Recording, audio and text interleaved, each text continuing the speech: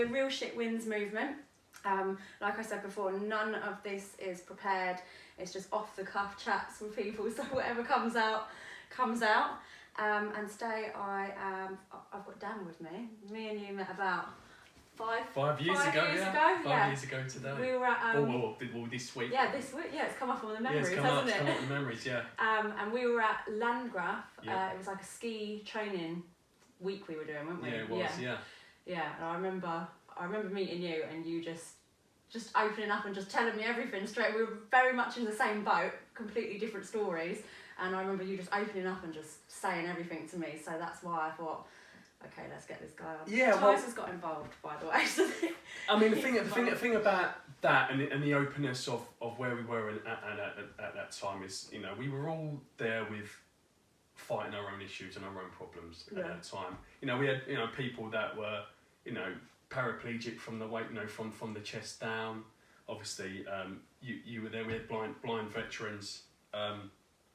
We were assisting with. There's myself, obviously, as I see myself then stamped with mental health. Yeah. And you know, and we had other people who had, you know, limbs missing, etc., etc. I mean, for me, my own case, for those people, for the benefit of people who maybe listen to this, obviously, I spent 20 years in the army, in the infantry, and in March of 2016, no, probably before that, in 2015. I was diagnosed with severe PTSD. Yeah. From that point, obviously, for me, I felt labelled and stamped. My career was over. Everything I've put my soul and life into at that stage was over. Yeah. And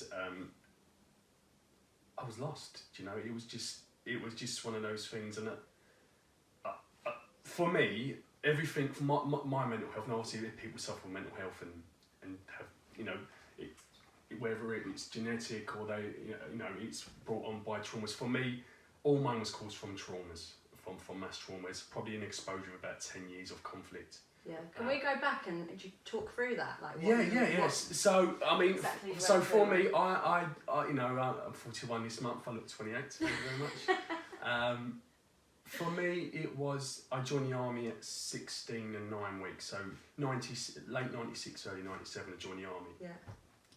And joining the army at that stage, it was a very much, you know, a man's army. It was, you know, Northern Ireland, the Falklands War era of men. Do you know what I mean? That's the kind of thing it was. And obviously from there to now, obviously the army changed drastically. But from the moment, you know, I sort of thrust. I joined an army at a time where, you know, when I go out now, if I go out in medals, that's why I don't do many medals parades. I look like Uncle Albert, right? People look at me and probably call me like he's a Walter Mitty or saying he's a fake. But you see me, I've got a chest full of medals. Yeah. But it's because I joined the army at that era when we were doing stuff. What made you want to join at that age? I always wanted to be a soldier. Okay. I always wanted to play as a child, you know, play with toy guns and dress up as soldiers, etc. and do that. And I did, and don't get me wrong, I didn't do great at school. I got 1B. I couldn't even tell you what the rest of my grades were at school. If thinking about it now, because obviously I did all my qualifications later in life. Yeah. You know, if I'd have put my mind to it and did it then, and then it would have been right. But I didn't, and that's the. And your mind's all over the place. Yeah. A lot of people end up like retraining in whatever they want to do. Exactly, and that's the thing. You don't want to be in people, school. You know, so I left school with 1B. You know, I was like, pardon my French. I was like, what do I do? So I went to college to do business administration. Okay. Right. Now everyone was like, I see your game. You're trying to get the ladies. Oh. And I was the only boy in this college, right, doing business administration because they're all females. Okay. Right. So I did that, and I was going to college and 1 day a week, whatever, and then working in this office. And then one day I just got up. I went at lunchtime. I went going for lunch, and I thought, sod this. And I went and joined the army. Yeah. But I couldn't join the army because I had to get my mum. So I just went to the army careers office at Blackheath at the time. And, you know, I said to my mum, I came back that day, I went to join the army, you've got to come up and sign the forms. Because I was underage. Yeah. She had to come up. She went, no, I ain't. She wasn't happy. So anyway, she wasn't happy. So I actually did that. And the person, just quick go off subject. That when I walked into that careers office, a good friend of mine, Chris Barney, he was the recruiter in there at the time, who I got to know through my career in the army. Yeah. And I always called him, I went, it's your fault, Mia. I always put to him, it's your fault. Look what you've done to me. And I walked through the door and he went, stop right there, fella. And I went, okay. He went, you're a green jacket, aren't you? I went, you what? He sat me down, put this video on. It's like, you know, war-y video of like armoured infantry. And Math was on the floor for like 30 minutes. And he went, just sign here, fella. You know, and that was more sold. So obviously I joined then. And then in like 98 was my sort of first operational experience. The battalion was coming back from Northern Ireland on a tour. We just moved to Germany. And you know, straight to Germany, and we more or less started operational training for deployment to Bosnia in '98. So you're straight from there to Bosnia, but this was the start of 2-3 years of back-to-back operations. Okay. So literally, we hit Yugoslavia for like 3 years running. So literally, it was like 98. We went to Bosnia. Out there, it was very war-torn still. I mean, you drive through villages up in the mountains and that, and you see the war-tornness, the houses. There's only females and children in the villages because all the males have been taken away and killed, or you know, it's savage.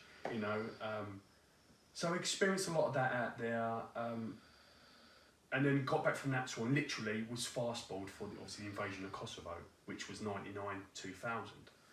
Went out there, pretty horrific stuff out there. You know, we went out, it was lawless. Deployed on that operation, and it was very lawless. And probably my first experience of seeing someone dead, up close and personal. Yeah. Mass graves, stuff like that. And just going back to in Bosnia, I mean, the first thing, a thing stuck in my mind, and to this day always does stick. We were by a lake one day. We were intending one day to swim in this lake, and this UN team rocked up, and they went, I wouldn't swim in that. And they're taking water samples, and we're like, why is that? It goes, we're testing this lake. There's thousands of DNA samples in this lake. They're chucking all the bodies in there. Well, yeah, there were people of mass murder, and got rid of the evidence by putting them in that lake. So that stuck with me. Do you know what I mean? But so this is all the stuff when people, a lot of people, like my dad was in the army, and a lot of people when they meet him, they're like, they kind of have this thing from what they see on the films, and they want to ask, oh, have you seen this, seen that? But then this is like the side, like the real shit the reality, that a lot of people don't realise that they've got to kind of see. And the thing with that, so this is my early career, and it went from there to, you know, I went on other tours where I was with sort of special forces doing stuff, supporting, on later tours. But this was, when you experience a trauma, or you come across something traumatic, you know, we ain't got time. In the army, you haven't got time to grieve or to do anything. You bank it. You put it in that bin. For me, my empty bin, I just put it in that empty bin. I ain't got time to deal with it. At a later date, I try to process it. And that's what it was. And I think the worst time for me in my career, at the start of it, was Iraq. And the most traumatic thing that some of the experiences were there. I had a bit of closure with the ski team from that. Because obviously, as we get down to where I was on a ski team, and you know the how it took, the mental health it took me. So Iraq, obviously, just after the invasion, we went on Telic 10. Now we took over from our former battalion, 2 rifles, which were 1 RGJ back then, first Battalion Royal Green Jackets, and they had a hard tour. I mean, this is when the British casualty rate started to be very, very high. Again, it preceded us on our tour. We took quite a high casualty rate because, you know, the insurgency developed and they were finding new ways to kill us. Do you know what I mean? We're trying to find new ways to stay alive. Yeah. And for me, it was sort of my welcome to Badger. So we'd been in Iraq probably about 3-4 weeks, and I went out, and Tom, I'll speak about, probably I'll mention Tom a few times in this. Tom was my gunner, a friend, one of my soldiers who got killed on a later tour in Afghanistan, which I'll probably talk about later. Yeah. And so me and Tom, we went out in an ambush. I've got the picture. I was looking at it the other day. I'll show you it later on. And we went out. We went out and done a night ambush out in the desert. We drove out, slayed in the desert for hours. You know, it was just coming off. You're like, no one's going to come out to play. And then we went back to the palace. Now we must have got in about 4:30 in the morning. You know, horrible stinking wet. Just in at night, the humidity's that high out there. It's just coming out of you. So we knew there was this convoy happening the next day. Right now, I was part of the reconnaissance platoon, and we had a specific task out there. You know,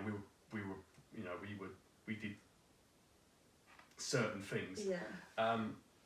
And I didn't like working with anybody else because I knew every single person I was with had my back. Mm-hmm. And don't get me wrong, every other people in other companies and other people in the army, they've got your back, but not like the people that you train with. You know they're on it. You know, their skills and their drills are on it. So me and Tom were sort of picked, I don't know how, to be in this convoy, this vehicle, to command, because I was a vehicle commander, because we were double-hatted on everything we do, for these operation deployments.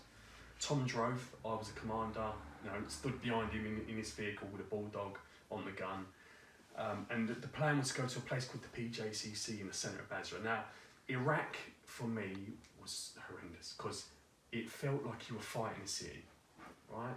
It was closed in. I called it the beast, the belly of the beast. So I remember, we got in this convoy, we were going out with one of the companies, our company, and they put me in this convoy, right?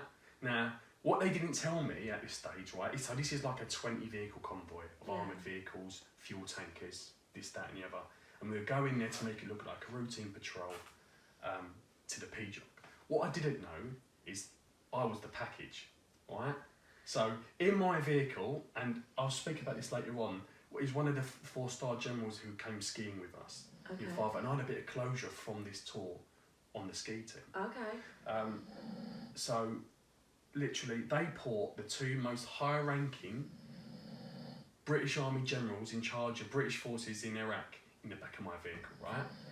Going out the gate, right? So I've got them in the back of my vehicle. No one knows they're in there, right? But I've got them, their close protection teams. They're doing a handover takeover of Basra. Okay, so they need to go to this place. And literally, they stuck me behind a fuel tanker, right? And I'm just thinking, I'm dead. I am going to die. And we went out in this convoy, and I remember driving out. It's about a 25 minute drive into the city of Basra. And I remember just driving through there going, where's it going to come from, right? Now they let you in. That's got a mess. Yeah, they're letting us in the Basra. But I remember driving up that road, and it was surreal, and like, I'm looking at everyone's faces. They know something's going to happen, right? All the locals, the police officers, they're waving you up the road. They know something's going to happen, right? You can just feel it. But for me, I'm like to Tom, all the way up there, stay the hell away from this fuel tanker. Stay away, because I'm just thinking, a rocket's going to come in it that. I'm 20, 30 metres from it, 40 metres. I'm still going to get it. Yeah. Do you know what I mean? I was proven right later on that day. Anyway, we got up there fine, but as to getting up there's fine, getting out's another thing. Coming out, so getting ready to come out, we spent about 4 hours there, and it was getting later on in the day. And coming out, we turned right, and I remember it vividly. The convoy come out, went right, went left, and they're going down, and the lead vehicles took a wrong turn. And I know this because I'm still looking at the map going, listening on the radios, or radio here. I'm going, they've effed it up. Yeah. Anyway, by that stage, the gunfire started. So you're like, well, you just push through it, keep pushing through, and that was it. Bullets coming left, right, each side, and bouncing off the vehicles. And what we did on top of the vehicles, we put sandbags to minimise the ricochet, literally, and the disc exploding on the top of the vehicle just to stop the bullets. Anyway, and I'm like that to the guys in the back because I've got the mortar hatches. I'm looking down at the back at what we call mortar hatches open. I'm like, keep your heads down. I said, I'm not having yous up. Anyway, convoy started to get spreads further and further, and as we come up there to do the left and the right, I've gone down the road, and the vehicle in front of me, the fuel tanker, stopped abrasively. Drivers for that shot No, he wasn't a British driver. And I'm not saying that. You know, I have his death on my hands. Yeah. He was, in my eyes, dead already. But there was no way. My orders were given was not to stop. Right? Because I'm thinking, I've got these two guys in the back of my truck. Right? I'm waiting for the RPGs to come in on that truck. Right? So I've pushed past the vehicle, I've come out, pushed past, he's fell out the truck on the floor, and I've pushed past, and then they've got up and gone, stop the vehicle, we've got to get that man, we've got to get that man. And I'm like, it ain't happening. I'm pushing forward. So we've ploughed down the road, because there's still vehicles behind, they're sort of stopped, they've gone down, and I'm like, I ain't stopping, because if these two people get taken out the back of the truck, it's going to be very, very bad politically as well. And you make these hard decisions. That's what you do in life. And anyway, as we drove down the road and pulled up next to the command vehicles, going, get men back there to get that man sorted. The RPGs came in. Obviously, we all got a bit. The truck top of my truck was on fire. Because of the vapour and explosion. I don't think they recovered the driver. I don't think they ever found his body. I think the last thing the locals dragged him away. I'm not sure, but something I have to live with. Yeah. Because they were drunk, so they were like locally employed civilians, all contracted in. And they were all just drunk on drugs, because that's the only way they would drive these trucks to get through it. To get through. So there was that, and then as we continued down the road, my friend Jez let me go in behind him. He's like slotting behind me. I witnessed him take a bullet to the back of the head. In front, because we had no protection around the back, only the body armor we had before they started getting on his back protection. So literally I've seen him take a bullet and drop, and then I've got everyone screaming from the back of the truck asking for help, getting a medic up here. I knew that weren't good. I knew that weren't good, and we sort of dirty dashed my vehicle, that vehicle. We just followed another vehicle back because we needed to get these people out. We called that the Battle of Red 13 that day, and the companies sort of were stopped on junctions. It was taking fire all day. It's like a bullet magnet, It's just fire out there. You just come out of an alleyway and just fire. Just non-stop. Just non-stop. Yeah. And so we called it the dirty dash, and it was just literally heads down, drive back. I mean, there was IEDs going off from fire explosive devices, rockets. So we just literally ploughed it back, 3 vehicles back to Basra Palace. You just head south and you can see the palace in the distance, and we ended up going through the American gate. By this stage I knew Jess was dead. Yeah. We've stopped outside. I had 2 RPGs unexploded in the side of my vehicle. Alright? So they're like, stop there, leave the vehicle there, you're not coming anywhere further. They've obviously debussed everyone out the front vehicle. And the commander, but I remember going back a few, just before that sort of kind of stuff happened, taking fire, and the fire was that heavy on me, where I was standing, bullets were bouncing in front of me, because I had a screen left and right, the gun I was on, the heavy machine gun. Yeah. And it forced me down on my knees, right? And the general, and I'll talk about this in a bit, he looked at me, he went, "Corporal, get back up on that gun." And I looked at him, I went, "Fuck you, sir." Pardon my French. And I remember looking up as I'm saying it, seeing the bullets bouncing where I was just standing. Do you know, literally just 4 or 5 bullets hit where I was just where stood. you just was, yeah. And I looked at him and I went, "You sir." And the thing is, we're trained to shoot at a target. I didn't have a clue where they were shooting from. Do you know what I mean? Genuinely, I class myself as a good soldier. I was a team commander. Now, identifying the enemy is the first thing you do, and it's very difficult. Iraq and Afghanistan, we had them dramas until we got on top of things. But I was like that.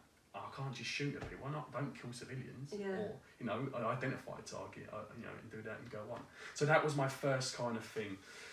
That tour, and that was the start. That was the welcome to Basra. And it sort of progressed. We had 84 attacks a day where we lived. No mortar attacks. And it was all over the news. We would call the lines of Basra at that stage.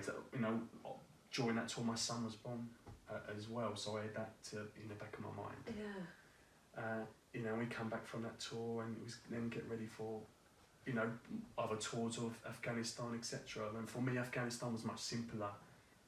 What was the gaps in between? So we got like that. Iraq was what, 2009, 2010, and then sort of the first tours of Afghanistan was probably about 2012, which we would sort of just fast forward because, you know, it was getting bad in Afghanistan. You know, we got out there and we were losing 9 guys a day. Yeah.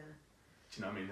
And that again was bad. I mean, I've probably been blown. I got involved in IEDs and have IEDs action on myself about 3 times. I know people at RSM been blown up like 12 times. You know, and they have that effect. So for me, all the traumas of that, you just put in a bag. You know, like for, you know, Afghanistan, the role changes. You know, don't get me wrong. You're witnessing like locals and other soldiers you're working with, you know, losing their lives. So you've got a hand in dealing with that. So you have them traumas as well. Yeah. You know, let alone the physical traumas that you have to deal with yourself. So for me, all this was mounting up, and it culminated in my last tour of Afghanistan in 2014. Obviously, the first tour of Afghanistan, don't get me wrong, was the stuff I experienced within that sort of period of 5-6 months. You know, the death and destruction and stuff that happened to me and myself. I give up counting the times I'm nearly been killed, right, on a daily basis. It's like, and probably by then I probably started to feel that, you know, don't get me wrong, I have a very, very high tolerance to stress and everything else. Yeah. And I thought, you know, I'm macho, this, that and the other. The job I did, I'm in command of men, they look to me for leadership, I need to make sure they're all alive, etc, etc. So, you know, I had all this to deal with, but, you know, going back to the first tour of Afghanistan, Tom got out of the army, came back in, and, you know, I was happy he was coming with me in my team, and I thought, everyone I take to Afghanistan I'm going to bring home.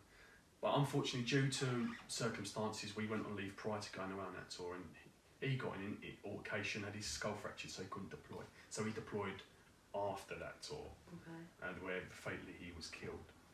But, so we did all that, you know. I remember like finishing that tour in Afghanistan, and like I literally gone from fighting, and they took me from the front line back to Camp Bastion because my son's mum, you know, my son was 3 at that stage. She was flying to Afghanistan for the tour afterwards, so they couldn't have 2 parents in theatre. Yeah. So literally, it was like I went back to Camp Bastion, high five. I flew straight home, no decompression, to look after a 3-year-old for like 9 months, right? And I remember getting my son and going, I've come from fighting to being here in the space of 3-4 days. Right? I am in no way feel shaped or state of mind to be looking after a 3-year-old. Yeah. So I just said to his grandmother, I went, I need some time and space. Now I thought obviously everything was, I did well, decompression, usual squaddy thing, drink, it will all go away. It doesn't help. So it was, you know, we had that to deal with, and then obviously, you know, I became a sergeant, and I remember being on my sergeant's course at going to Brecon, driving back to Brecon, and Kev, who was our commander in Afghanistan at the time, he rang me. So, and he informed me before it was released, Tom was killed. And I remember at the time I was listening to Beyonce, Halo. If I ever hear that song, you're gone. I'm gone. Yeah. But I literally cried, and I came on at junction 15 of the M4, and I cried all the way till Brecon in Wales. Yeah. And I was just like, what, you know, wow. And we had that, and we lost a lot of people and a lot of close friends. And I went back to Afghanistan in 2014? Yeah, late 2013, 2014 on Herrick 18. And I was a platoon sergeant. I was the Afghan Special Forces advisor. So that was great. Me and a small team working with the Afghans, directing them, and they're getting the decisions that they're making. Do you know what I mean? I'm like, they're dropping like flies. You know, they quit inshallah. It's God's will, and like they go crossing open ground. Now we would never cross open ground unless we had put stuff in place. Yeah. But I'm stood next to the commander. If they want to run across open ground, I've got to go with them, and the small protection team. So I was dealing with that. And then if people die, I've got to deal with, because they didn't like to deal with their own dead. So I would have to deal with that. you know, getting Kazivacs off the battlefield, you know, deal with you know, all that kind of stuff. So there's that one, yeah. And then we was brigade reconnaissance, which was quite a heavy task. We would land into enemy areas and find and try to get the enemy. Yeah. So you're always coming under fire, you're landing under fire, you're extracting under fire, and the stress is just leaving. And I'm on that tour, and I remember guys, and I'm wearing that mask now, and we talk about masks, and, you know, people looking at you, and just, they think you're invincible. Mm-hmm. And it was, my empty bin by this stage was overflowing, on the brink of bursting. You know, I had guys coming up to me going, Sarge, you know, my wife, I'm having family problems at home.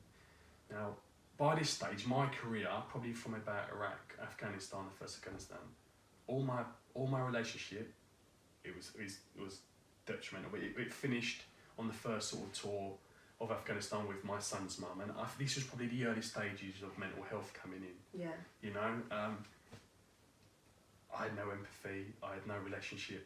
I just was numb. You know, it just felt so numb.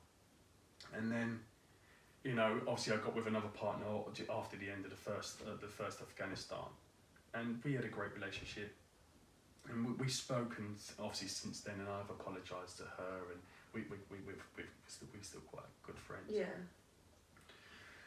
But, you know, we at this stage, and I remember going in Afghanistan because she was getting it at this stage. I had nowhere to send everything I was dealing with.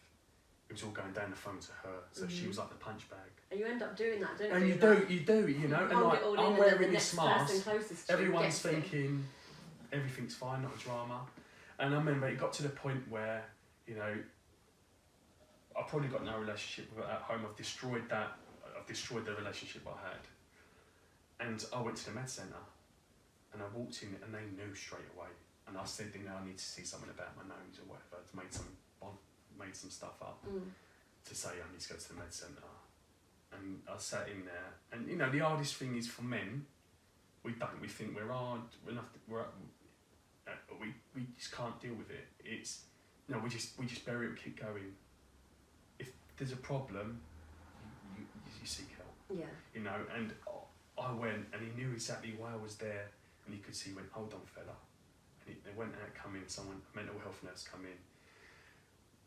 And then it was just gun empty. It just all sorts just spilled out. But you know what? The world at that time, I'd released. The world just felt like it was released off my shoulders. So I would see them for a bit, and you know, I was, you know, I wouldn't say death by. The way I would look at it was death by Taliban. Every day I would say I'm going to die today. Right? When you got to that stage, it was like, we're going to go out we're going to land under fire. I'm going to die today.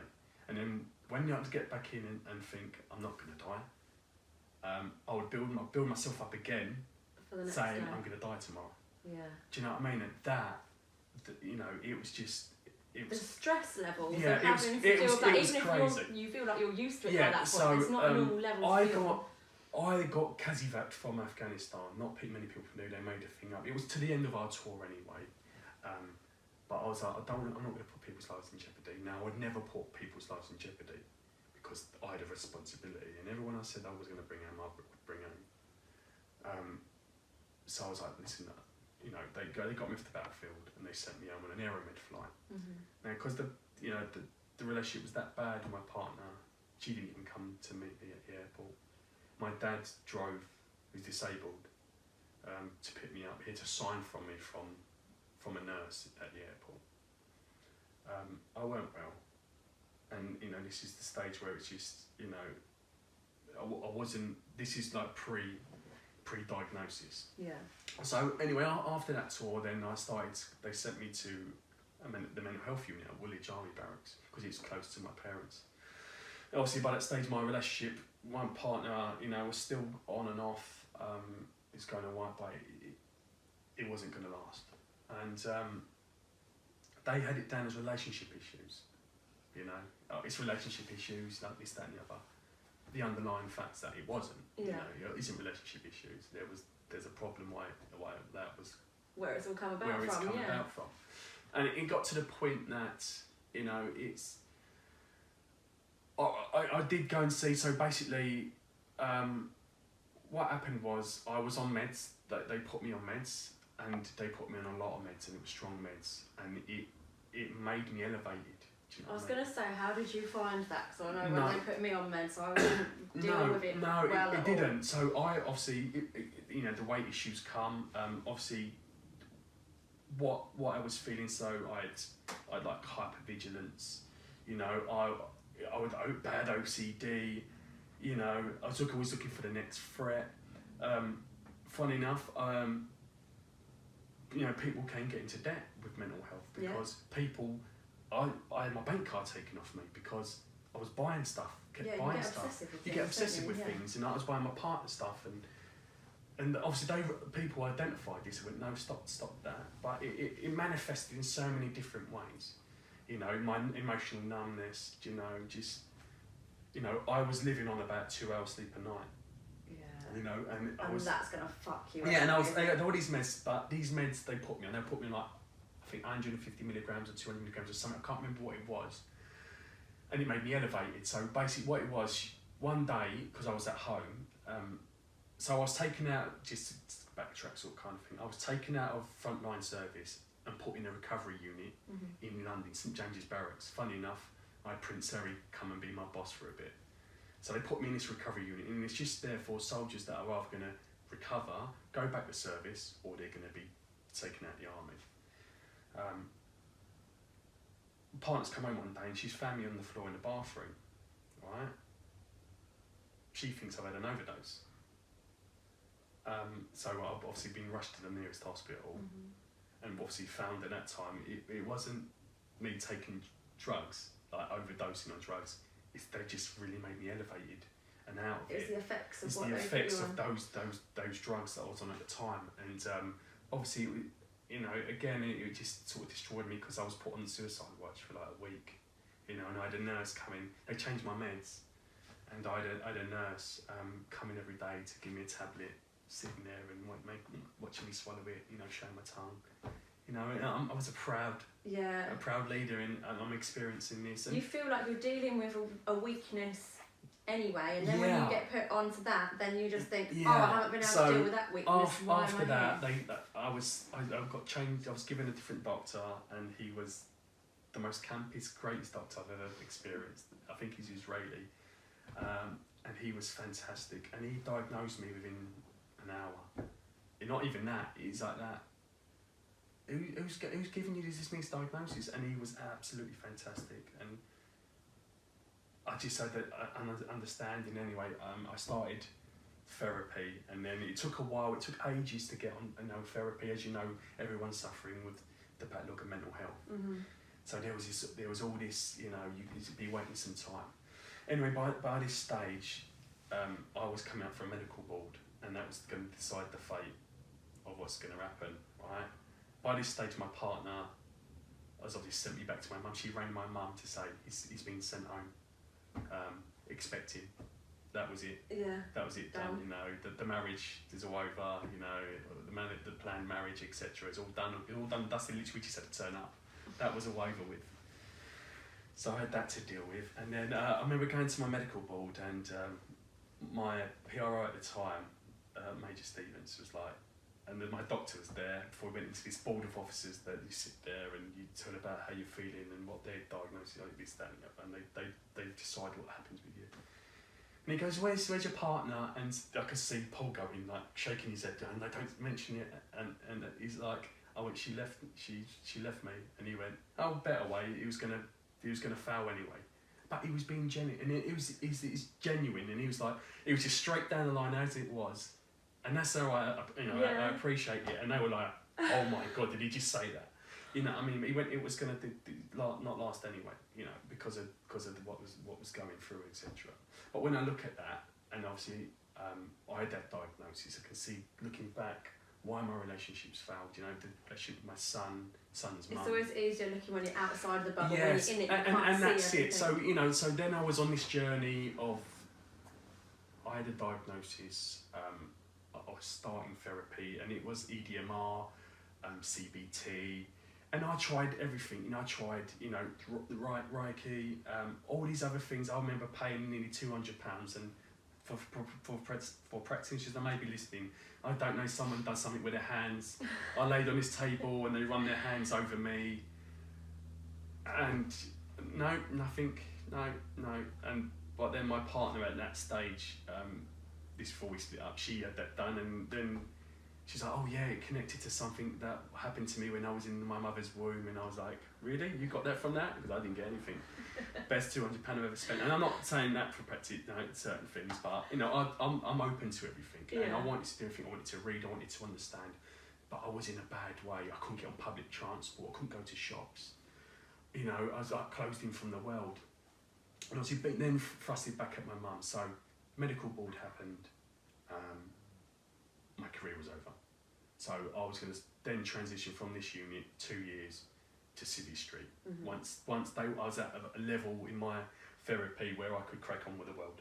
How did that make you feel, knowing that your career it was devastating. in the forces was you know, done? Let alone, you know, I had a reputation. You know, I was this person. So from a young age, I've always in the army. I always achieved well. At a young age, I achieved really too much well, and it applied all this pressure onto me because when I became a rifleman, from rifleman to lance corporal, it's the hardest one to get, easiest one to lose in the infantry. Because you don't get given nothing for free, yeah. you graft for it. I'd got the highest award a rifleman could ever get. I got the Bankier Cane in our regiment. So you take a parade of how many soldiers that there is, you know, all mums and dads are there. I take the parade in front of the general. From that age, you know, they always say, whoever gets the Bankier Cane, they're going to be RSM one day. So I had this pressure on me to every course I did in the army, I had to excel and achieve not just a pass but a distinction. Yeah. And I had this impolite pressure. So I was like, damn. So I always expected to be fantastic. That was all over. You know, everything I worked and grafted for my whole life, never wanted, was done. You know, I was stamped, I was labelled mental health. You know, I was in a bad way. So obviously in this unit, you know, it's the drama for me. It's in St James's Barracks in London. I live in Greenwich. How am I going to get there? You know, so I had to get. At first, I was driven up there, and then it was like, no, we're going to put you testing. And why? Obviously, my CBT started, EDMR, you know, the light therapy. Yeah. It's a bit crazy. I mean, at first, I had a Australian therapist, and she was amazing. The doctor I had. And she explained the EDMR, and I think it's a lot of lights and looking at fingers, and it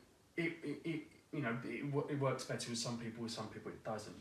I preferred the CBT. That's the thing with all of the therapies, isn't it? Yeah, some people can say this was really good for me, and you go to it and you think, oh, why have I not got that? I mean, but everything's different. It's the imbalance in it. I mean, it's the meds you're on. Okay, so obviously going back to the meds. Sorry, I'm bouncing away from the shot. Alright. So you got the meds. The meds changed. They put me on metazapine. And you know, I coped better on that, and they gave me some other stuff for sleep and that. Sleep weren't still great. I was still all over the place. But you know, you have that to manage with, and obviously it put weight on. You know, my face blew up, and I started to put not crazy amounts of weight, but it definitely I could tell when because I'm identical twin. You see my brother, his face is really skinny and long, and you know I blew up on my face.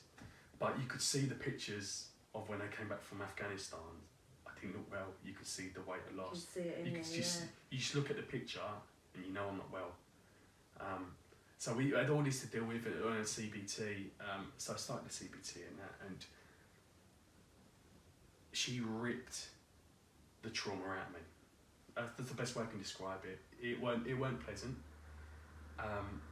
And you know, I found out how to breathe. I've been breathing wrong my whole life. We'd go in and we'd just sit there and breathe. And it does, you know, the Apple Watches are great. They've got breathing apps. Yeah. And it does 10 minutes, 15 minutes of and just you don't breathing. realise how much of your life you spend just shallow breathing. So Exactly. like you never expand your lungs properly. Exactly, It's like, how have I been going around before doing you what go I do? to sleep, just spend 5 minutes breathing. You're going to sleep fantastic. Yeah. And we would do that before we would do CBT, and she was brutal.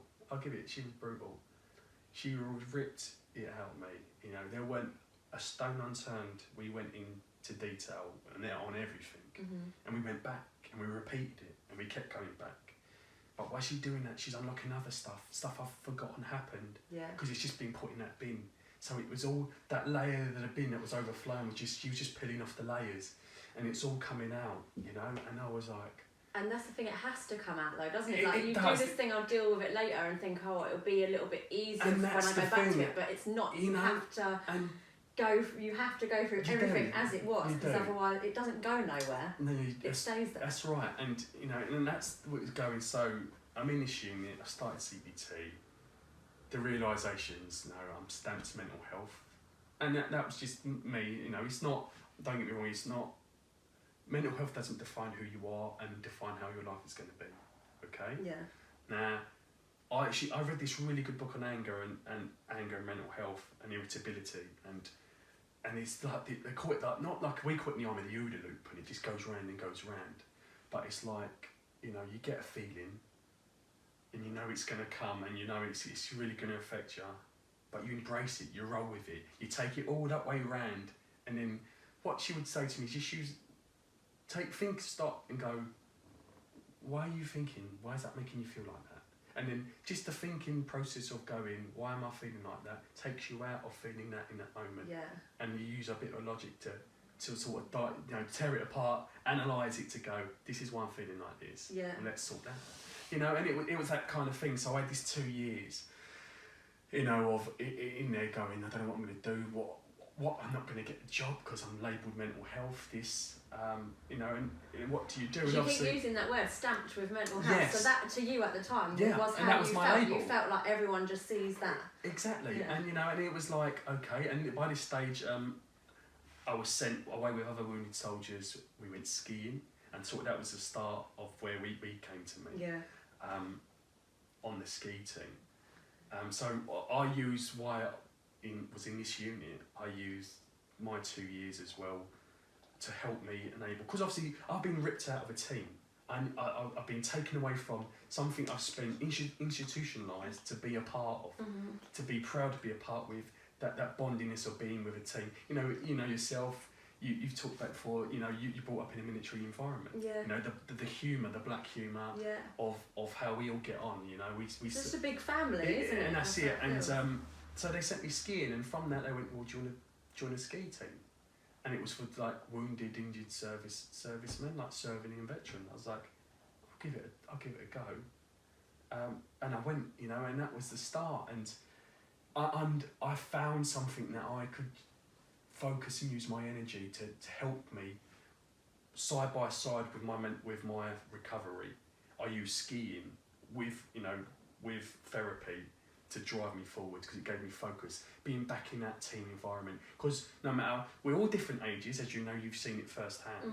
You know, we got people that are paralysed from the waist down, soldiers that have got arms and legs missing, soldiers that are blind, you know, all sorts, and no one's judging, no one judge you, and we'll speak about the judging part in a minute, but no one's judging you. And it's the moment I was put back in the team, it's like, I don't know none of these people, but straight away we're bonded, because we can all relate, we all get on, we know the crack. It makes a world of difference as well, because sometimes I found this when my dad asked me to, basically he was like, oh, they need an extra guide or an extra coach, come along. That was all bollocks, I found out when I got there. That was just a way of getting me there. But when you're in that place, even though you might know, oh yeah, if I go out and have a run, or if I go to the gym, it will do me good, the last thing you actually want to do is put yourself out. With me anyway, the last thing I wanted to do was go and be around a load of people I didn't know and ski, even though it was something that I would have enjoyed doing before. Yeah. It's until someone actually like gets you there, and then you realise, why did I not do this months ago? Because this is really helping me. And that's the thing. But you kind of put yourself in this little cage, don't you? Yeah. That you end up wanting to get out of, but kind of making yourself afraid to get out of it. Does that make sense? That's it. It's making those steps. You know, making those steps and making those changes to be positive. Because at the end of the day, no one's going to help you other than yourself. Exactly right? that. And we all go to help. And I'd say to anyone, if you're feeling it's like there's something wrong, you speak to someone, speak to your friends over a cup of tea, or seek help from the charities, or all the sort of people you can speak to. And that's the best thing to do, is speak. Don't be locked away in it. Because I felt, you know, I locked myself away, expecting nothing nothing's going to happen. But you're right when it comes to skiing, because we've all got our quick fixes. Whether I'm going to go for a run, yes, you're in the moment and in the time you're running along. I'd run for hours. Yeah. You know, I just run like physically till I couldn't run anymore, because I felt that was doing me justice. It doesn't. If that kind of makes sense. You know, all these quick fixes, going to the gym, and until you literally you'd find something. You're with a group of strangers, and the only thing you've got in common is, you know, something you've all got in common. You know, you're all dealing with your own demons. Yeah. And you're fighting your own battles. You know, and we're all wearing these lovely little masks, but in that environment, it just felt it was off. And you know, the dark humour was there. As like, and it could like so easily come off, and exactly, you can take the piss out of each other. Yeah, and that's what we were it's doing. not like, oh, is someone yeah, actually you judging wouldn't me? say that. Yeah, you know, people call someone, you know, look at you, you cripple, or something else. Look at you, peg leg. You know, and you're like, these people are saying it to each other. I couldn't believe it. I was like, oh, do you know what I mean? It's just unreal. But it makes you make light of what you've Yeah. had so heavy on you anyway. I know when I first met you, I was getting over my mate's suicide. Well, getting over it. I weren't getting over it at all. I was pretending I was getting over my mate's suicide, and I'd been on a very, very similar thing. I'd been put on suicide watch, and it was the same thing. I'd have to answer my phone 4 or 5 times a day, otherwise a couple comes around my house and checks. And I was just like, and I was so angry at everything. I was angry at like what had happened with her. I was angry at my group of friends who were all going out for meals with each other You and, feel like they're not there supporting you, leaving me out. And then I was angry at her bloke because he was going about his life in like, I was basically having to deal with his dirty laundry and stuff for him. I was just angry at the world, and then I was angry that I was on these meds. I was angry that then I was like, all of this, I was like, fuck you for like to everything. I was like, fuck everything. Yeah. And then I'd come to the ski place, and I remember just sitting down, I was having lunch or dinner or something, and started chatting to you. And you just come out, this is, I think I said in one of the other podcasts with my friend, like, I felt like having like a med off. Yeah. Like you started saying like, you this. came out with your story and then you started going, I'm on this. And I just remember thinking like, wow, like you're so open about so much stuff. And I was like, and a lot of it I can relate to. Like I'm on that. And that was the first time that I was like, shit, like I'm just angry at myself really. Like there's no need to be, this person sat here. And that's the thing, it's the openness that we had, and it was just, you know, because by that stage, there's nothing to lose, there's nothing to hide, do you know what I mean? And you're just you can get guilt on things as well, because I did get this speaking to you guys, God, where I would hear your stories, and then I'd think, well, I don't deserve to have the label mentally ill because I haven't been in like this. But then again, you're judging yourself. And it's that's all part of and it, isn't it? Let's speak about the judgment side of everything. So, you know, a prime example what I've already spoke to you about is like, you know, I was asked to give a lecture for the ski team, right? So this was, you're going to go to Goldman Sachs, right? Only one of the biggest known banking places in London. So you're going to go there. There's four or five of us, like athletes. Yeah, they class me as an athlete. I just class myself as stamped. You know, and we went there. We're going to lecture. You know, so we went to a pub just first. Like this is on the top floor of Goldman Sachs in London, right? So we're getting drinks in this pub. Yeah. Going, bloody hell. And then we went up there, and it was like an auditorium. It was massive on the top floor of Goldman Sachs. There was like 300 odd people there, right? All bankers, and I'm going, no pressure then. No pressure. So I'm the last to speak, right? And I think it was a way of just, you know, the general got up and spoke, and then you had, you know, some members of the team spoke. Now, people there have got like, you know, proper injuries, and I'm like, well, I'm the only one that's mental, you know, because you had the first person up speaking, they're in a wheelchair, they're disabled from the chest down. You had another friend of mine. She's now had an amputation on one of her lower limbs, and you had another friend that was visually impaired. Mm-hmm. So they've all gone up. They told the stories, and all straight away, people are looking for the injury. They're looking because that's what people do. Yeah. They look at you and they go, "Okay, what's wrong with it? What's wrong with it?" You know. And they're like, "Okay, yeah, not drama. We can identify that person. Yeah, we can identify that person." And I got up, right. I walked to the podium and I looked up and I'm going, oh my God. And I introduced myself. I said, hi, I'm Sergeant Dan Ord, and I suffer from mental health. And literally there were 250 open mouths And then people were like, oh my God, I could lip read. That's how good as a reconnaissance soldier I was. I could lip read and read the body language of the person like 10 rows back, you know, what they were saying. And they're like, oh my God, did he just say that? Because you can imagine, they're all bankers, they've all got their own shrinks on the side because they don't provide any mental health cover. Yeah. And after that, anyway, I got up and spoke what I was speaking about. It was about mental health and everything. And it, you know, so I spoke for 20 minutes, and then afterwards we had some drinks, and you know, just like an open formal chat with everybody. And literally, I had like 100 people come up to me and say I was an inspiration, and I was going, what? They're like, I can't believe you said that, you know, because they, especially I can imagine in that environment, like, yeah, because they don't do it. And then I had some of them management come up and go, we are looking to do something for mental health, you know, because they don't do it, they don't provide that support. And obviously now it's a lot more prevalent in the way society is, and the way it's affected a lot more people. You know, we've got this pandemic going on and everything else before then. It's all strained, and so that's where it is with that, you know. And you're like, and I was just like, wow, you know. But you know, going forward from there, and you know, is another one. They put me on the mental health first aid course, right? Okay. So. I went on this course, and they were like, "What? This is about, you know, you don't give advice." Is this where you can spot if people? Yeah. Are So if suicidal? someone speaks to you, what you're meant to do is just send people for help, to speak to people. Okay. Don't give advice on to do this, that, and the other. Keep it open to go, right, listen. Just go and speak to someone, get help. Now I'm on this course, and they're going this, that, and the other, and they're going. I'm going. This can't be real, because this is me, this is my life, this is what I experience and feel every single day. Every single thing they were talking about, symptoms, and how the people lived their lives, and what they were feeling and what they were doing. And they were saying to me, why are your answers so amazing?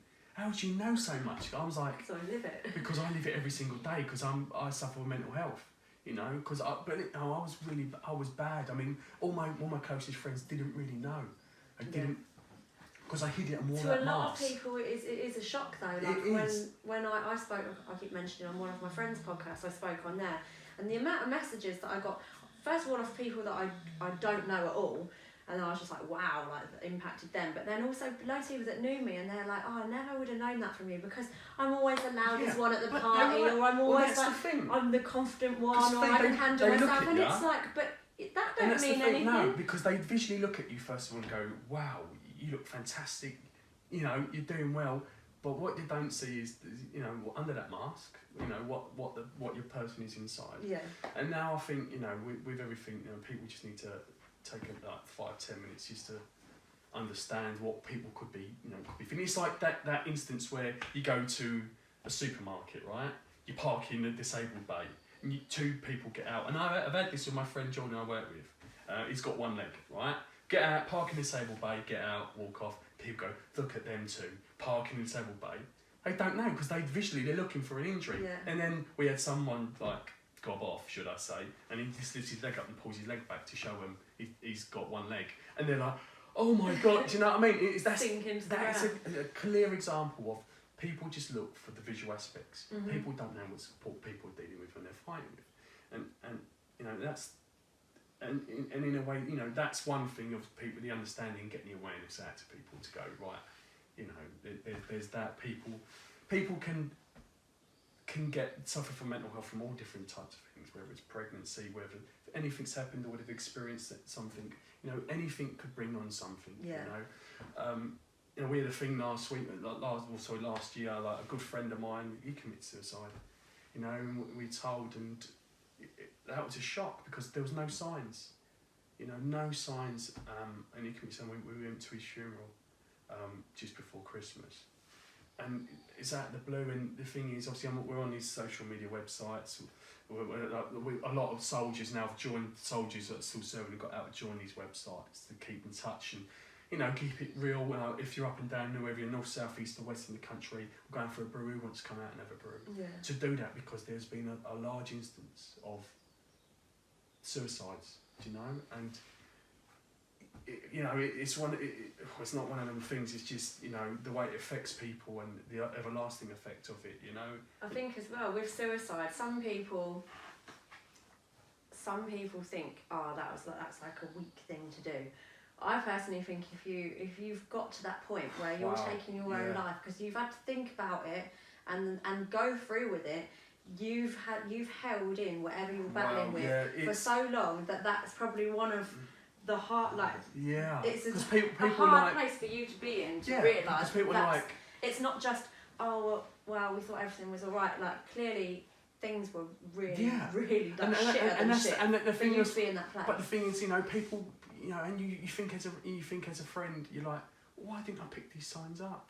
Why couldn't they just come forward and speak about it? We could, because you want to be there for all your friends, and you like to think you're there for everyone and you're giving them as much support and everything you need, but people hide things, and that's the thing of just be open, not try. It's getting rid of that stigma, isn't it? It's the stigma because there is so much pressure of you've got to be this way, you've got to be strong, you've got to hold your house together, your work together, your family, whatever it is. Or maybe you're the one who, this is why I found it hard speaking to people, because I was always the one that everyone would come to with their problems. Yes. Which sounds really stupid, because obviously my friends would have my back if I turned around and said something. What about me? But I felt like, I can't, because they've lent on me for this, so I can't be weak. And you put all these pressures on yourself, and it all comes from you, and it's like no one's actually said to me, you have to be this way. I've just come up with this mentality myself, and just absolutely fucked myself it's over. Like this is the thing. I had to have a major sit my parents down and go, son's coming home, he's not well.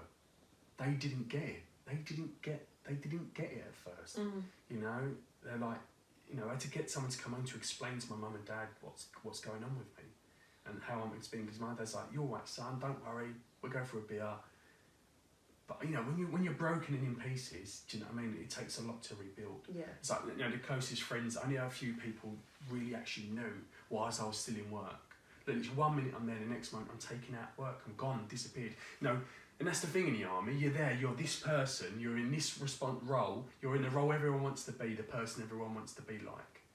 You're like, I feel like a celebrity. Yeah. And then all of a sudden, I'm gone, I'm not there anymore. Do you know what I mean? And I'm forgotten. I'm probably I'm in the wind, and that's just changed. But being that way, and don't get me wrong, now once I've gone through it, don't get me wrong, I took myself off meds against doctor's orders towards the end. So I was on meds for a good couple of years. And when I left the army, so I left the army in March of 2016. Obviously, I have a much better career now, which I can't really talk about. But I was like, I want to come off meds. And this is like going to a civilian GP. They went, no, we don't suggest it. I'm like, no, I'm telling you. And they do that easy. Yeah, like, I'm do like, it slow. I'm I like, was the no, same. no, I was like, no, no, if I'm doing it, I'm doing it. Off. Yeah. I'm coming off the meds. And I took myself off the meds, and don't get me wrong, I was given the tools. After it ripped out and the CBT worked, it did what it needed to do. It ripped it out of me. Okay, it gave me enabling functions to understand that when I know this is going to come on and I'm going to feel like this, it gave me this. You can pinpoint It gave me stuff I need. It gave me the understanding to go, right, I know this is coming. I'm going to deal with it this way. Or however I was going to deal with it, and that has enabled me now to don't get me wrong. I am strong as a person. I am stronger than I ever have been. Compared to my time in the service and the stress and the stuff I would deal with. Because for me in the army, when the world's exploding around me, when there's people dropping, gunfire at my feet, explosions, I'm happy days. I thrived in that environment because I could do it, boom, boom, boom, boom. I was no dramas making decisions in these moments and times. But I'm a stronger person now. Relationship-wise, I have empathy. I'm not emotionally numb. I have a fantastic relationship with my partner, who's probably suffered, in her own life. She had loss of parents and stuff, and deal with her own issues. And can you look back now and see like how certain behaviours that you had, like in relationships or with family members and stuff, how because you don't see, do you? No. Like I know this, I'd snap at certain things, or I just wouldn't see that. Yeah, maybe the thing that person said is annoying and it was wrong, but there was no need for me to like run straight for the jugular. And I was trying to think, there's this book, it's an Australian book, and it's on anger. I should have, you know, if I could hold it up and go, read this book. I should have brought it, but it's on anger and irritability, and it explains this, and I think it's an Australian book. But I read that, and it gripped me, you know, and I didn't have I didn't have patience for anything, you know. The anger and irritability, I just get really irritable. My family's like, I didn't care about the rest of my family, to be honest. Didn't care. Yeah, and a lot of the time I found anger was like the easiest go-to emotion. Like if I was feeling frustrated or sad or guilt or whatever it was, really, I would straight away just flip it to anger because it's the easiest one. And I didn't feel so vulnerable then. I still felt strong. You're on the offensive. You're on the offensive. You're not on. You know, you're not being defensive. You're taking that fight, and that's what it was. You know, and when I look back at it now and I'll go, you know, the way I did, I don't have any issues. I've not needed any assistance. If I have a problem, I'm very open with stuff now. If I have an issue with something, I'll deal with it there and then, or we'll talk about it. I found, I'm actually enjoying being in a relationship now, and you can just, because I have empathy. I feel like I'm giving love back. Do you know what I mean? And actually, I'm a better listener than what I've ever been now. Do you know what I mean? I can sit down and speak, and me and my partner, we have conversations, and we really get it out. And I know when she's had a stressful day at work, and she, and we're like, let's talk about your stress, or the dramas or whatever she's feeling.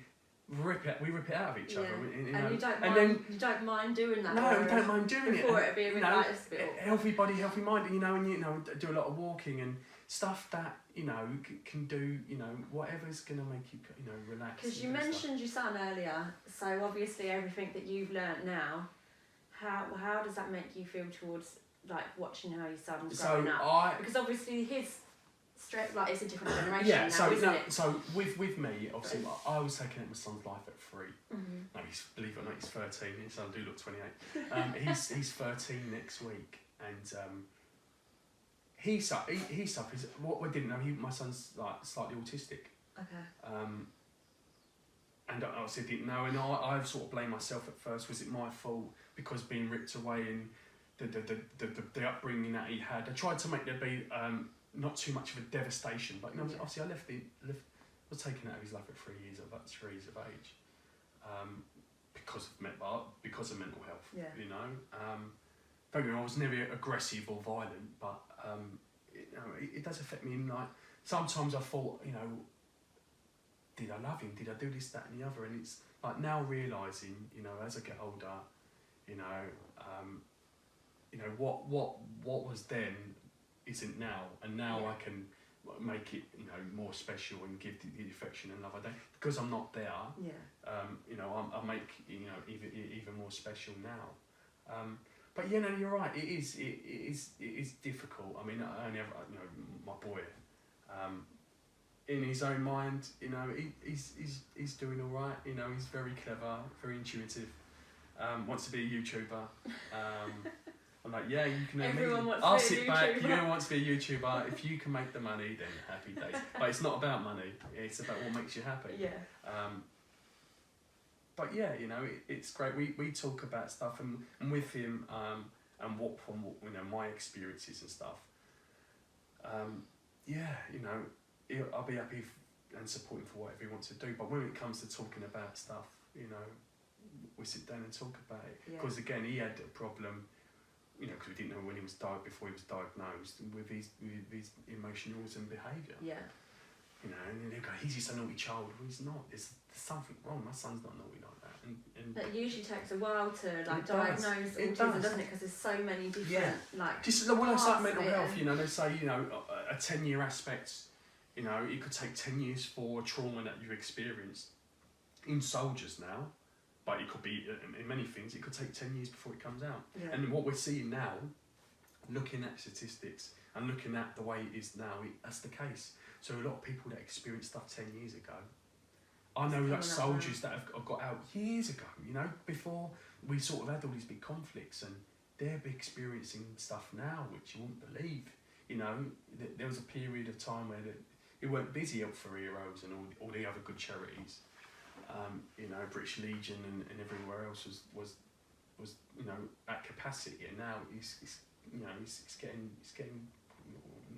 there. Yeah, it's good that there's things that are more around men to like talk and get that up, because even though it is like, oh, everyone's the same, blah blah blah, there is still how men carry themselves. Like how you're talking to me, you might not sit and talk about down the pub with your mates. Well, that's the thing, and that's the thing. It's like, oh, you're not a geezer, but no, you're right. We wouldn't speak like that. We wouldn't speak this. And what I'm finding now with my own friends, and I'm still in touch with a lot of very close, dearest friends who spent my whole career with, who are still serving or leaving, or have senior roles in the military.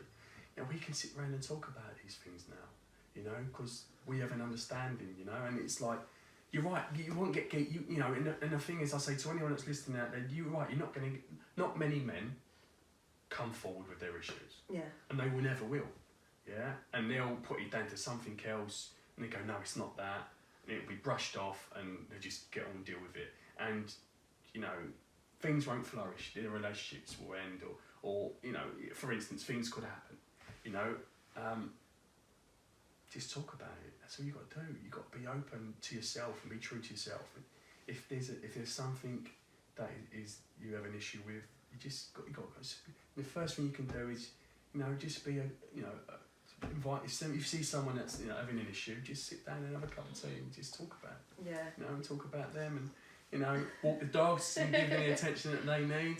I think it's important coming from someone like you. I know you don't see yourself as like, that's what I see you as, but people are going to look at you with like your career path, with your history and stuff like that, and see you as the macho man, that guy. And to be able to hear someone like you talk so easily, I think that's for a lot of guys out there, that's going to be something that they need to see. Well, yeah, and that's it. And it, don't get me wrong, it took the realisation and understanding to this point, you know, because I was like, never going to be me. Never going to show your sign of weakness. It's not. It's not. It's probably the strongest thing you can do. And it is. And you know, until that day when I went for help, and it was when I you know, I remember, I've got a photographic memory. Everything's vivid, and I remember it. That changed my life. You know, don't get me wrong. The fallout and the years afterwards, it was a roller coaster. It was, my journey was. It was crazy, absolutely crazy. And I've been told as well that that moment where you did reach out for help, it actually paved the way for quite a few guys that were in with you. Yeah. Because they'd seen you do that, then they were like, actually, that's the thing, because everyone. I need to step forward as well. Because everyone, when Flash came to bang, and everyone's like, no, not disco, because that was when it was like, not him, no, you're talking rubbish. But the amount of people now that obviously they'll never thought about that, and you know, and don't get me wrong, it took a lot of build up. I went back to my battalion. I have friends leaving still, but they're like the senior ranking officers in that unit, and I went back there and I thought, oh, do you know what I mean? It's gonna be, and like my mate's like, you're gonna be alright coming back. I'll be fine, yeah. And as soon as I walked into the mess. Like some of my soldiers from then who are now like team commanders, sergeants, and they're like, oh my God, do you know? I mean, call me a legend. I was like, I don't know, legend, the legend that was. But do you know what I mean? I'm walking in and like, oh my God, it's so amazing to see you. You know what I mean? You're all right, and I'm like, you know, not one mention of it. Yeah. But we was back on them. It's like I walked out yesterday. It's like I hadn't left. But you're right. You know If once you see something in someone and if it gets people to start to talking around the table, then that's got to be a good sign. Yeah. You know, but it's not always going to be that case. You know, it's not always going to be raw and upsetting and the way you're going to be feeling. It gets better. Yeah.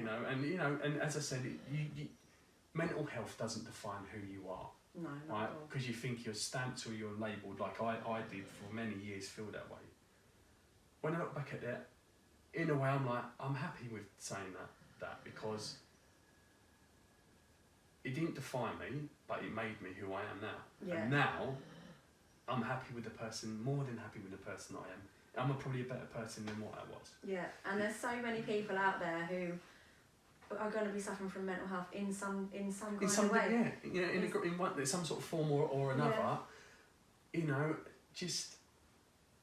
You're just made to feel like I'm the only one because not a lot of people talk about it. There is a lot of people out there that can help, and you know, and there is a brighter future. There is a brighter, you know, on the other side of the rainbow. There is a brighter place, you know, and you know where it's raw in the moment now. It's going to get better. It does get better. Just get through that, and then you know, you got to help help yourself and push through with it, you know. And, you know, I'm a strong believer now in you put your mind to anything, you can achieve anything in life. Absolutely, and it all boils down to you. So I figured out it does all boil down to you. Sometimes you need some people giving you a kick up the ass to get you places. You do, and you need a hand to get on that ladder, don't you? Yeah. You know, it's like sometimes you can climb that wall, but it's that last 2 foot. You're like, I'm not going to make it, and someone reaches down and gives you that hand that you need to get over that last sort of hurdle. So. Yeah. Amazing. Well, thank you for coming on and chatting about all of that. You're more than welcome. Being yourself. Thank you for having me. So, thank you.